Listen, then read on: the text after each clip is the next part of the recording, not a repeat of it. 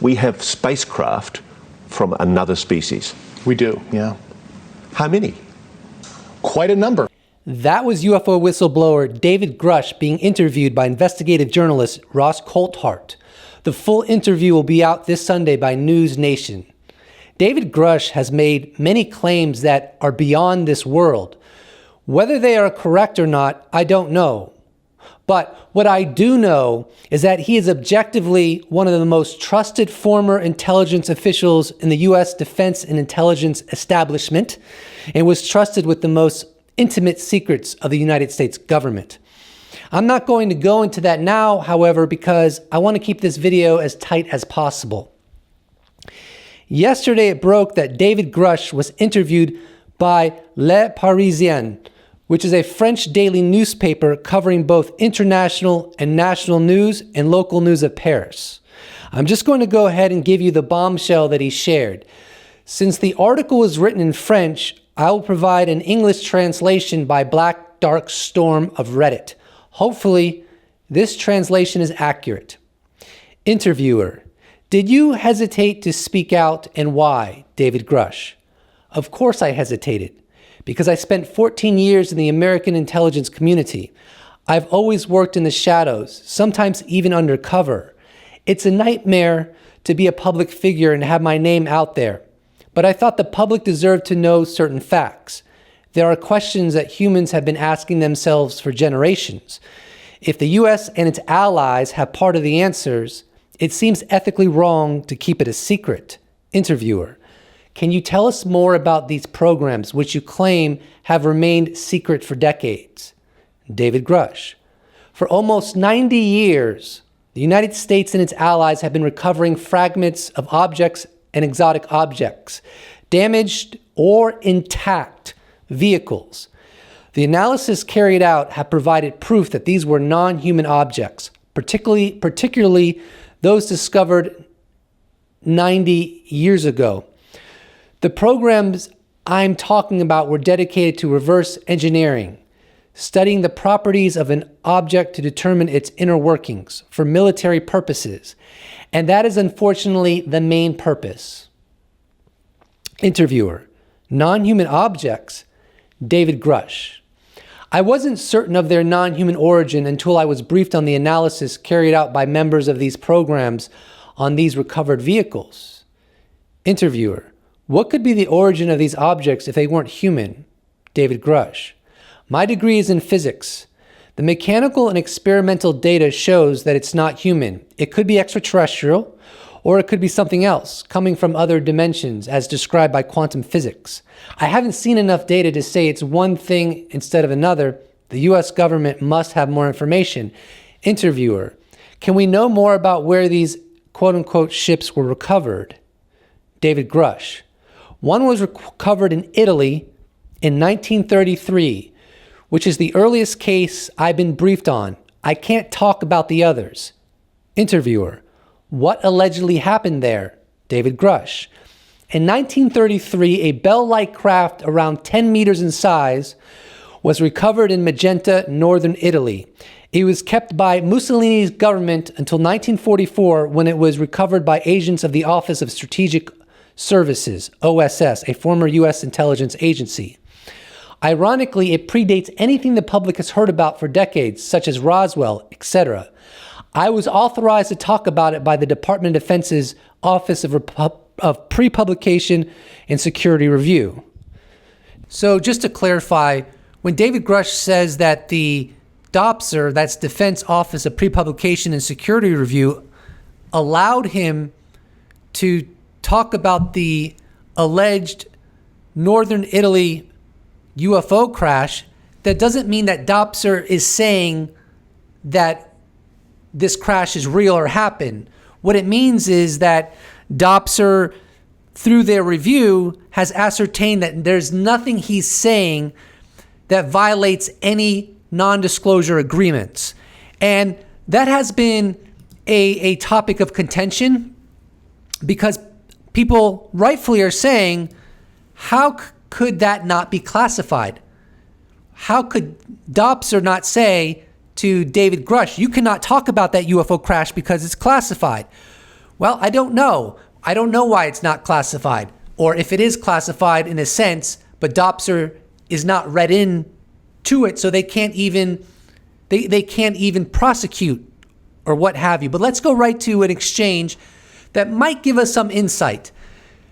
Mick West writes, David Grusch's statement to the media have been cleared by Dopser, which means they contain no classified information. How would the existence of a secret programming, reverse engineering alien technology not be classified? To which Merrick responds, a particularly disingenuous take. If a UAP crash retrieval program operated illegally, as is alleged, Dopser would not have been read in. If it had, someone at Dopser would have blown the whistle long ago. I am not opining on the veracity of the claims, just cutting the noise. Now, interestingly, David Grusch is not the first former intelligence official to broach the alleged UFO crash in northern Italy, 1933. On May 23rd, 2021, Luis Elizondo was interviewed by Max Motzkowitz, and Max asked some questions that elicited this answer broaching this alleged crash by Luis Elizondo. Roswell may not have been the first event, and well known. I mean, there's been some reporting internationally as well that there have been some crashed vehicles, and they were obtained by local authorities, and there was some scientific study done on them. I want to be very careful not to go too far down the rabbit hole, but I've seen personally some documentation that's very compelling from a particular foreign country where they had a recovery of a vehicle, and they had some countries conducting scientific analysis on it, and after World War II, allegedly, parts of that vehicle were brought to the United States. Yeah. I think I know what country that was. It was a South American country, I think. Maybe Brazil. Damn it! Argentina. I'm not sure. I think it's Italy. Italy. Yeah, it was Italy. Yeah, that's as it was explained to me. I saw some documentation.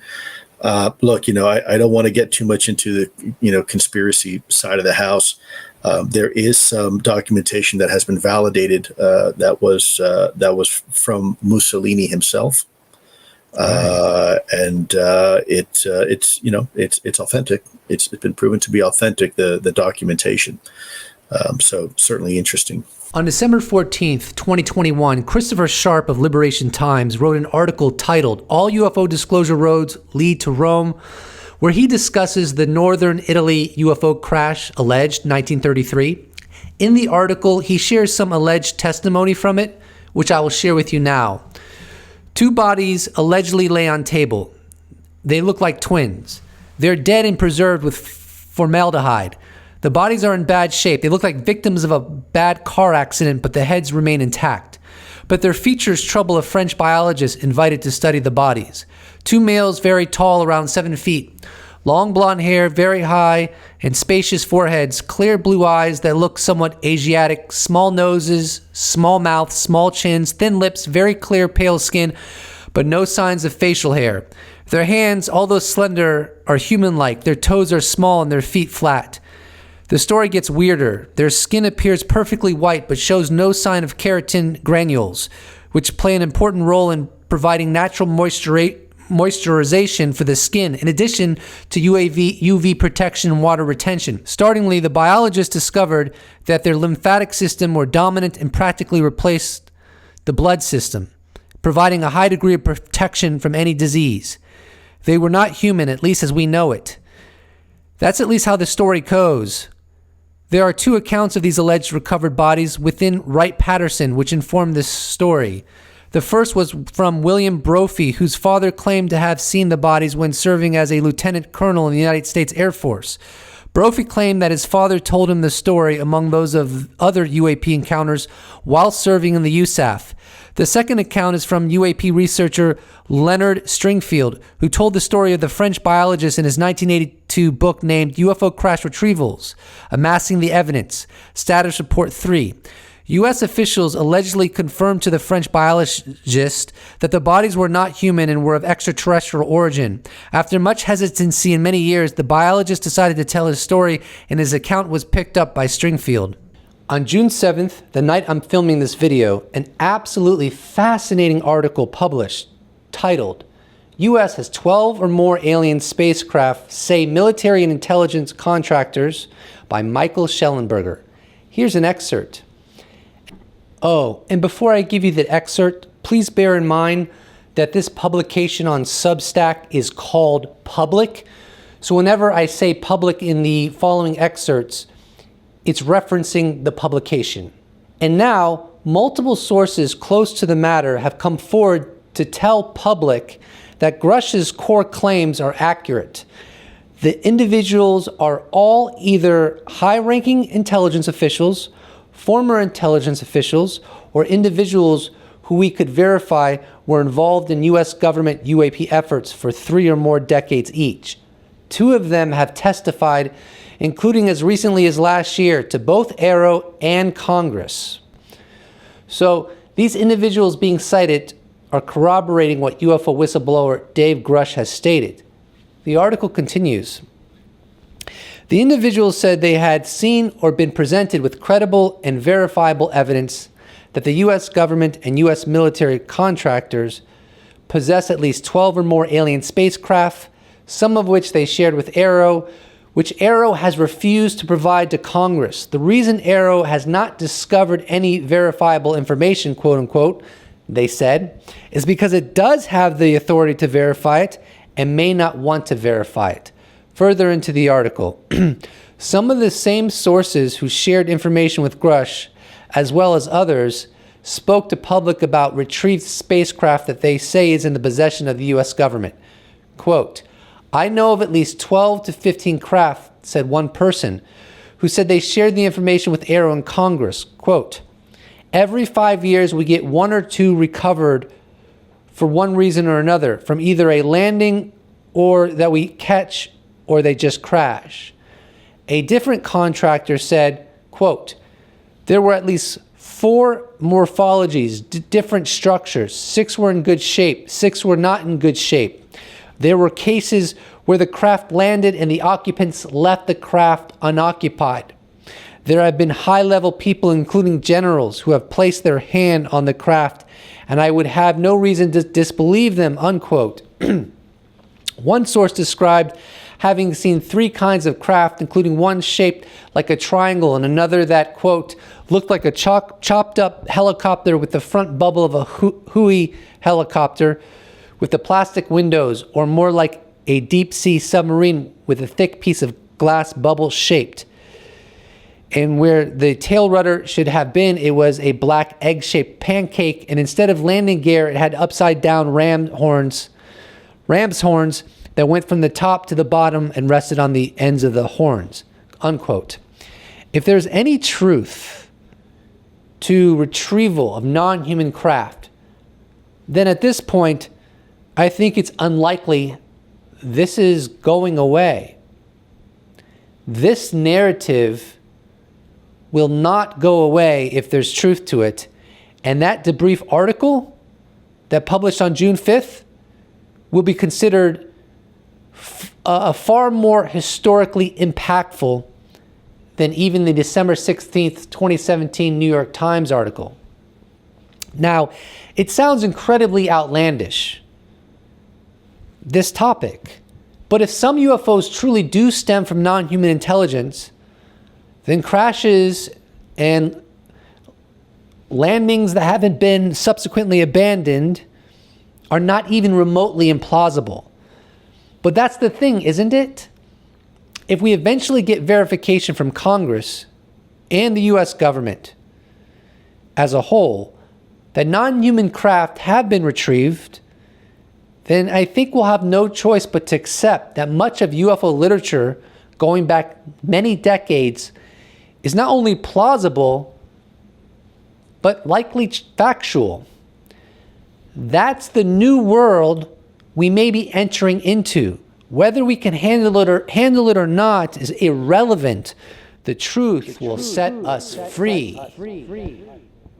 Please do not forget to subscribe. If you'd like to support this channel, you can check out my merch shop where I sell t-shirts. You could become a patron. You could become a YouTube member. You could give me a one-time donation. All those potentialities can be accessed in the description box below, or you could just slap a like on this bad boy and I will appreciate it so much. Thank you so much for watching, and I look forward to seeing you in the next episode. Just getting a little exercise before I end the video.